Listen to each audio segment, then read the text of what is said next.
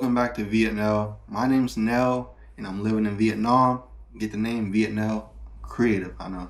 But I'm going to be explaining why I left America and why I chose to live in Vietnam, right? So, the cost of living in America outweighed the opportunity. It's not just cost of living, because if it was just cost of living, you could outwork cost of living. You can make enough money to, outwork cost of living. But when it outweighs the opportunity, as in when you're 22-year-old college getting out of when you're 22 years old getting out of college with 80 to 120,000 in debt, and then you're competing with AI, H-1B visa holders, DEI, overseas call centers, and then if you do get a blue collar job or some kind of maintenance job with your hands, you're competing with immigrants and convicts. So you're competing in every single job sector. So it's not like, oh, well, you can just go here because this job is guaranteed. And you're still competing with people no matter what it is, which is normal. But the competition is no longer just about who's more qualified. It's about being diverse and reaching quotas, and it's about who can you pay the least money. If you can pay an immigrant like $5 less an hour, or if you have a call job and you can pay it to someone in the Philippines making $1 at 50 cents an hour, the people are going to do that, and it gives us Americans less opportunity. Whether it's a job with your hands or whether it's something sweet like an office job, it don't matter, right? It's being taken away from us. So the very few jobs that are left, you're competing with people with more experience, with more qualifications than you, with more education than you, with a bigger need for the job. So, because they have families and kids and all that house. So when you do get that job, it's not going to pay you that much because you're brand new. So the cost of living is so high for you to only be making $40K a year at a new job. And then when the cost of living goes up, your wage is not matching that. I know 2 people in America that donated blood twice a week, every week, because they got $50 each time. So they donated blood twice a week, every week, and they got $100 a week, $400 a month. So they got $400 a month. They donated blood 8 times a month to get $400 a month, just so they could feed themselves. That tells you how bad the economy is. That's not normal. You shouldn't have to donate blood twice a week just to afford to feed yourself. And a lot of people are quick to assume you're not working hard enough. It's absolutely not the case. There's tons of people that work hard. If anything, I'm pretty sure we've learned by now, hard work isn't what gets you money. So, but here in Vietnam, right? My apartment costs $285 USD per month. After maintenance, water, Wi-Fi, it's $308 per month. And then after electricity, it's still gonna be no more than $365 per month. I walk outside this apartment within 15 minutes because in America, you need a car to survive. With no car, you've already signed your death certificate. You can look your name up on Google and it will say homeless if you don't have a car. Here, I walk outside the same apartment that I'm spending no more than $365 per month on. Also, fully furnished. They came with the couch, came with the table, came with the fridge, washer, dryer, sinks, dishes, stovetops, bed, sheets, pillows, wardrobe, nightstand. Didn't come with the TV, but I negotiated. I said, if you put a TV in, I'll sign the lease today. They didn't up my rent. They didn't make me pay a fee. They didn't spread it out through the lease of my contract. They didn't do that. They put it in here free of charge. Just because I said I want a TV in here, I'll sign today. Because it was, oh, you signed today? Okay, well, we'll get the TV, Because when I leave, they're going to up the rent anyway because there's a TV in here now. So they're going to make the money regardless. So everything in here fully furnished, $365 a month after utilities, water, all of that. I walk outside and within 15 minutes, there's 5 laundromats. I swear today I've walked by 10 pharmacies within a 15-minute walk from my house. So many pharmacies. There's and then there's tons of street food, hundreds of street food. There's 2 not American restaurants, but American food. There's Lotteria. There's 2 Lotterias. So they're down fried chicken, chicken sandwiches, hamburgers, hot dogs, spaghetti. They have that stuff, right? So 2 of those. And then I'm 12 minutes away from my favorite burger spot so far in my life. Not here in Vietnam. This burger I've had here in Vietnam, 12 minutes walk from my apartment, is better than any burger I've had in America. Any Texas burger spot, any barbecue burger spot, Chili's, whatever, any fast food. It's just so good, and it's so affordable, and it's so good, and it makes my stomach happy, and I like being fat. But it's so good. I'm just saying, like, you can walk outside and you don't need a car, or else you feel like you're gonna die. I will say, if you're not from Florida like me, you might take a little bit getting used to the humidity. The heat you can get used to pretty easy if you're from Texas, California, Arizona, Georgia, Louisiana. If you're from any country any state that gets hot, you're gonna be okay with the heat. But the humidity, unless you're from Florida or southern Texas, you might have a bit of or maybe Louisiana, you might have a bit of a hard time getting used to the humidity. But to me, it's not affecting me. But you're like just a walk away from a convenience store. Guess I'm a convenience store, right? If you haven't watched any of my videos, I can go to a convenience store. I can get a Coke Zero or a Pepsi Zero and a bottle of water, both of them together for $20K, which is 80 cents. Listen, that's like 76, 77 cents, in US dollars. So, like, that's cheap. Just one drink in America will cost what, $3.99, $2.99 at the convenience store. Here you can get 2 drinks for 76 cents. You can go get a local street food for $1 to $2. I've tried 5 of them so far. I've tried banh mi, banh bao, com tom, the pork one, and like pork wontons and pho. I've tried. So that's 5, 4 or 5, something like that. I don't know, but yeah, they're all good and they're all affordable. I can eat that stuff every day. So you could literally, what you could do. This is what your routine could look like here, right? You could pay less than $400 per month for your living space. That's everything. That's rent, electricity, water, Wi-Fi, everything. Less than 400. I pay less than 400.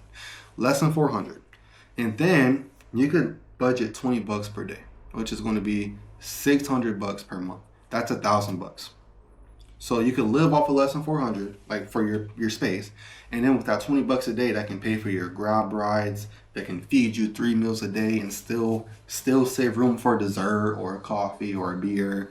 And then every here and there, yes, you can go out and have fun. You can go bowling, movie theaters, or like me, I just like walking around. So I've been having plenty of fun just walking around, looking at how the locals live. To me, cause it gives me.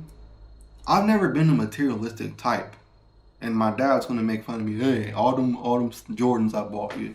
Yeah, like when I was a kid, yeah. But now that I'm an adult, like I'm not really too materialistic. Like I haven't bought anything since I've been out. Any clothes. Everything I bought out here has been food. As much as disappointed as I am to say, I haven't bought anything out here. I bought straight food. So like I've been spending most of my money on food. But because it's so good and affordable here. Like in America, if you ate out all 3 meals a day, you'd be spending $40 a day minimum. Here you can eat out all 3 meals a day and still spend $10 a day. So you can eat out all 3 meals for $10, and then a few Grab rides, and then so you can stay under 15 to 17 a day, and then that $3 for 7 days adds up to $21 at the end of the week. So on Saturday or Friday you can go bowling or go to a movie theater and still stay under your $20 a day budget. You understand? So you can live under $1,000 a month here. That's why it's so amazing, because you don't need a car, you don't need $1 million, you don't need 5 jobs, you don't need 20 roommates, you don't need whatever, you don't need government assistance, you don't need none of that. All you need is a plan, and just a little bit of, like up front, like heads up, like, you need to cover your ticket, passport, visa, and then enough to get yourself into an apartment and last you until you're making enough income, right? I gave it a risk. I took, after all my like ticket, visa, all that, I still came with $6K. That's gonna last me beyond the 3 months. and then I can go back home and I can reflect on my 3 months in Vietnam. Do you like it? Did you like Saigon? Like Ho Chi Minh City?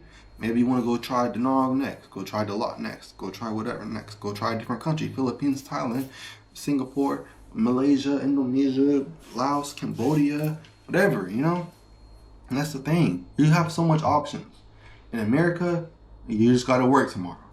That's all you know. That's all. Your only option is you gotta work tomorrow. Hey, so, here, I'm out here struggling, deciding what I'm gonna do tomorrow.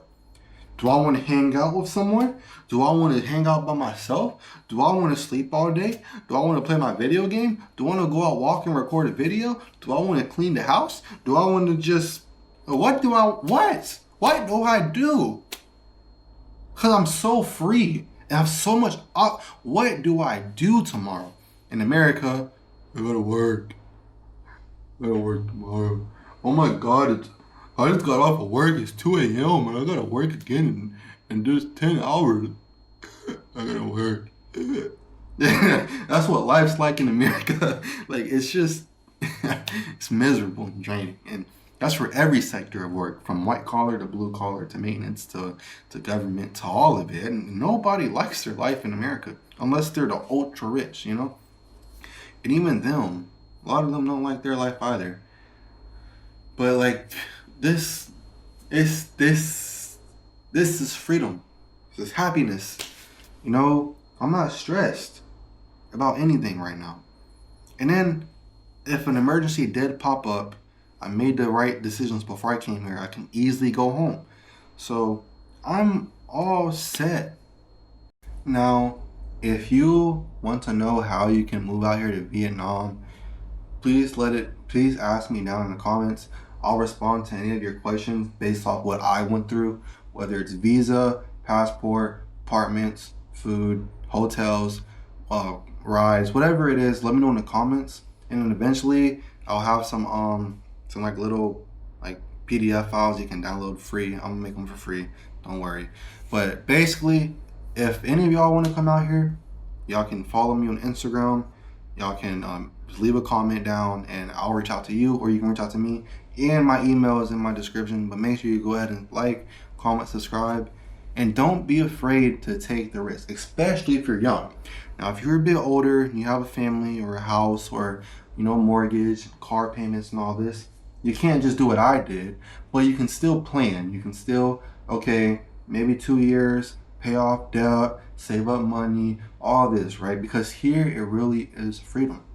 It's not going to be like America, I promise. I'm not saying, oh my God, the infrastructure is amazing, it's like New York City. I'm not saying that. But what I am saying is it really is freedom, though. Because you can get you a really nice, affordable apartment. There's places for nicer than this. You can get you a very, very nice, like American standard 2-bedroom condo for like $700 a month, which is really expensive here. $800 a month, which is really expensive here, but in America, you ain't getting nothing for that, So still, even if you want to spend the American salary, let's say you don't even care about, like me, I moved out here that way I could spend less money. Even if you just want to spend the same amount of money, even if you still want to spend $5,000 a month, the lifestyle you're going to live for $5,000 a month, oh boy, you're going to feel like God bless you himself. He came down with his hands and gave you everything you have, because that's how amazing life's going to be for you. I'm not saying it's all butterflies and rainbows. It's not America, so you're still going to have to deal with a little, more pollution, the language barrier, stuff like that. But just the negatives for me so far off of my 11 days here, which I'll make another video after the first full month, then after the 2 months, then after the 3 months, because I'm here for 3 months as of now. So I'll make another video after each 3 of those. But so far, it's stress-free. I got homesick my 3rd and 4th day here, but besides those 2 days, it's been great. I've been feeling amazing, free, stress-free. I've been enjoying myself, eating out for not much money. I can do pretty much whatever I want. If I decide to wake up tomorrow and go bowling, do that. If I decided to wake up and It's just freedom. That's all it is. It's not about being rich. It's about having freedom and time, because you can't buy time back. That's the one thing you can't do. You can't get time. What? You can't buy time back. Now you can buy your future time. That way you're not spending it doing something else. But you can't get time back. You can't go back in the future. I mean the past, and get back some time that you wasted. So if you're working your life away, 60 hours a week, and you can't even afford health insurance, give it a try. That's all you got to do. If you don't like it, it's not for you. It's not for everyone. But even then, it's not just Vietnam. You can try other Southeast Asian countries. You can try South America. You can try some more developed African countries. You can try the Caribbean. You can try tons of places. You can try Eastern Europe. You can try, China and whatever. It's not just here. I'm just saying Vietnam because that's where I went and that's what I'm liking so far. But there's millions of options besides your Western hole where you're working two jobs, you can't afford health insurance. All it takes is one broken finger and you're out on the street, and you don't know when your taxes is going to be like taken out. You know what I'm saying? You don't whatever. You get the concept. Is everything is uncertain in America because tomorrow it could all go downhill with a simple accident, or a simple missed zero in the tax form, or a simple just telling someone the wrong term, and they can cancel you for being racist or sexist or homophobic. You don't gotta worry about all that here. You come out here, you mind your own business, and you can prosper and be free. And that's what a lot of people in America are looking for and not realizing you can find that out here. Now, I'm not saying America is bad. I absolutely love America. I'll absolutely be back.